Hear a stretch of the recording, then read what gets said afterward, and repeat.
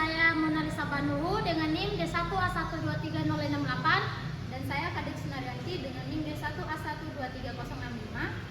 Baik, di sini kami akan menjelaskan tentang materi perhitungan, uji validitas dan uji reliabilitas.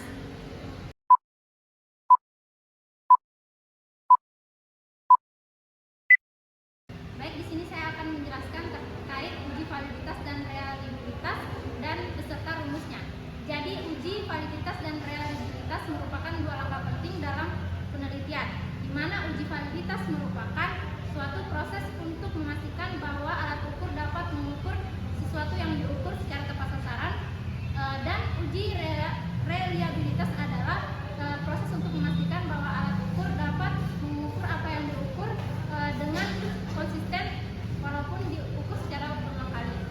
Nah, jadi ada dua rumus dari uji validitas. Yang pertama yaitu N itu sama dengan banyaknya responden dikali dengan banyaknya variabel X, Y dikurang banyaknya variabel X dikali variabel Y dibagi dengan akar banyaknya responden dikali dengan banyaknya variabel X kuadrat dikurang banyaknya variabel X pangkat 2 dikali dengan banyaknya variabel X variabel Y maksud saya pangkat 2 dikurang variabel Y pangkat 2.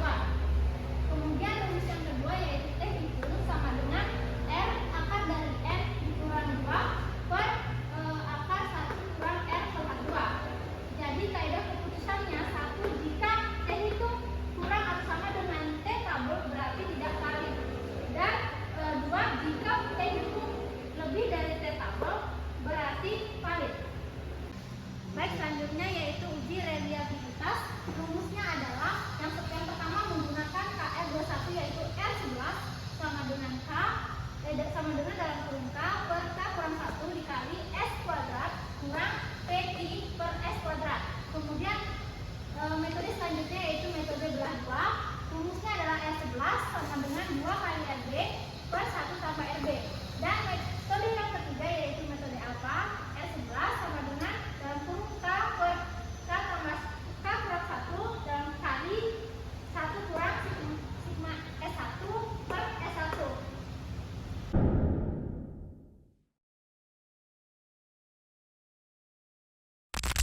Baik, pertama-tama yaitu kita menentukan variabel item pertanyaan yang telah ditentukan di sebuah skripsi. Nah, di sini kami menggunakan variabel harga. Kemudian di blok semua dimasukkan ke dalam Excel sesuai dengan nomor item dan nomor responden yang telah ditentukan. Kemudian setelah itu ditotalkanlah hasil-hasil dari nomor item pertanyaan ini. Nah, dengan cara klik sama dengan zoom, kemudian di blok semuanya masing-masing nomor item pertanyaan ini. Setelah itu diklik enter. Setelah itu menghitung total skor dengan cara yang sama, kemudian di blok semua masing-masing responden ini. Nah, setelah itu kita menentukan tabel untuk item. Kita ambil satu contoh tabel untuk item pertanyaan nomor 1. Nah, kita misalkan tabel itu sebagai variabel X. Variabel X ini kita blok semuanya yang menjadi acuan pada tabel item nomor pertanyaan 1. Nah, kita blok semuanya, kita masukkan ke dalam tabel, kemudian kita hitung keseluruhan totalnya. Kemudian kita misalkan total skor tadi yang telah kita hitung dengan variabel Y. Variabel Y semuanya dimasukkan lagi. Kemudian X2 ini dari hasil penjumlahan dari daftar pertanyaan variabel X pada tadi semuanya dipangkatkan 2, kemudian keduanya pula begitu. Dengan Y2 yang menjadi total skor itu semuanya dipangkatkan 2 menjadi X kali Y. Ini hasil dari X ini 5 kali 25 sama dengan 125. Setelah itu 4 kali 20 sama dengan 80. Semuanya begitu. Selanjutnya kita masukkan dalam bentuk rumus. Hal pertama yaitu perlu kita tentukan R hitungnya,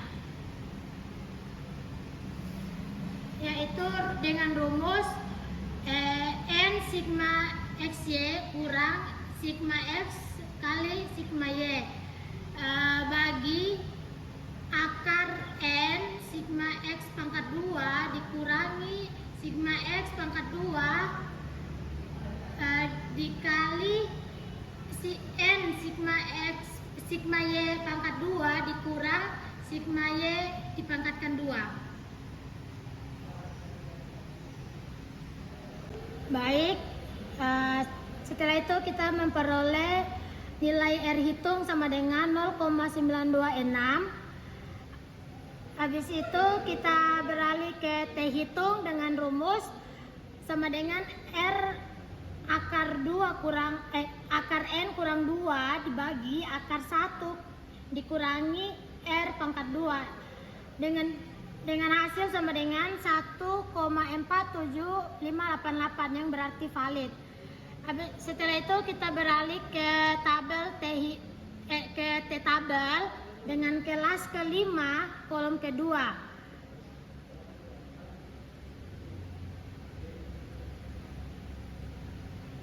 Baik, selanjutnya kita ke metode reliabilitas KR20. Baik, dengan menggunakan metode KR20 yaitu menerapkan 5 pertanyaan. 5 pertanyaan tadi 1, 2, 3, 4, dan 5. Kemudian masukkan ke dalam bentuk Excel. Di sini kami menggunakan metode KR20 yaitu dengan rumus R11 sama dengan K dibagi K kurang 1 dikali S pangkat 2 dikurang sigma PQ dibagi X pangkat 2.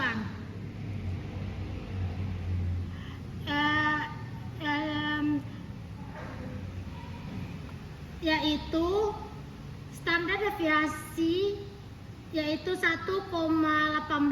Nah, kemudian dimasukkanlah semuanya dan diperoleh hasil akumulasinya R11 sama dengan 11,18.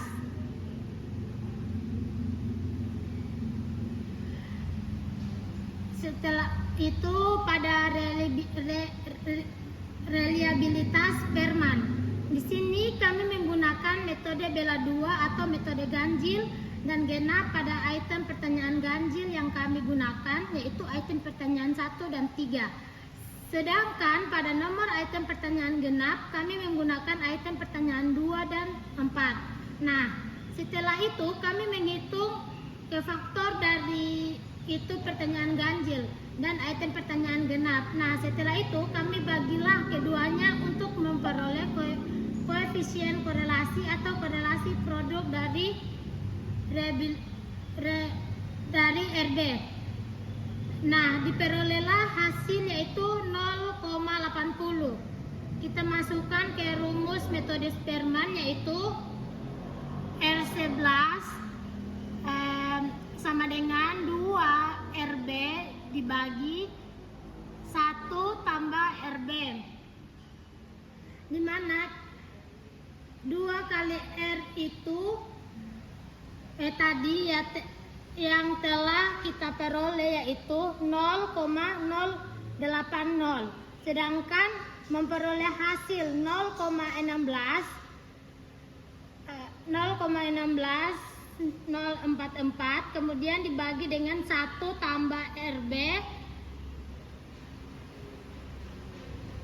1 tambah R nya 0,1 tambah 0,080 sama dengan 1,080. Nah, dibagilah keduanya yaitu 0,16044 dibagi dengan 1,080 sama dengan 0,4853.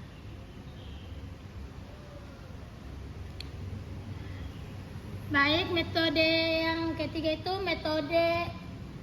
yaitu menggunakan metode alfa. Di sini dengan menggunakan metode alfa dengan rumus yaitu KR11 sama dengan K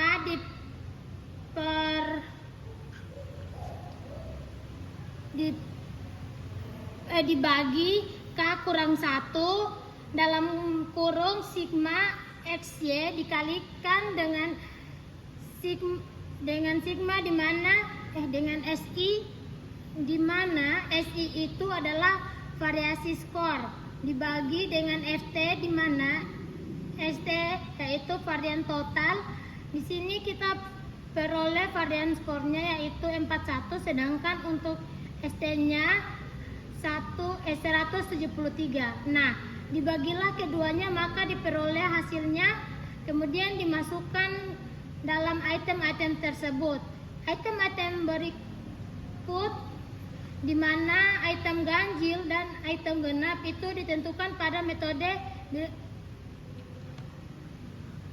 bilangan metode bagi dua. Yang kami gunakan yaitu variabel 1 dan variabel 3, sedangkan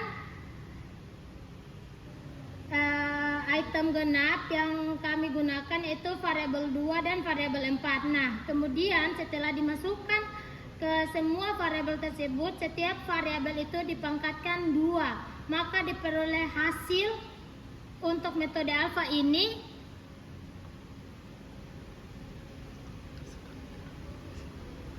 sebagai berikut. Mungkin itu saja yang dapat kami jelaskan.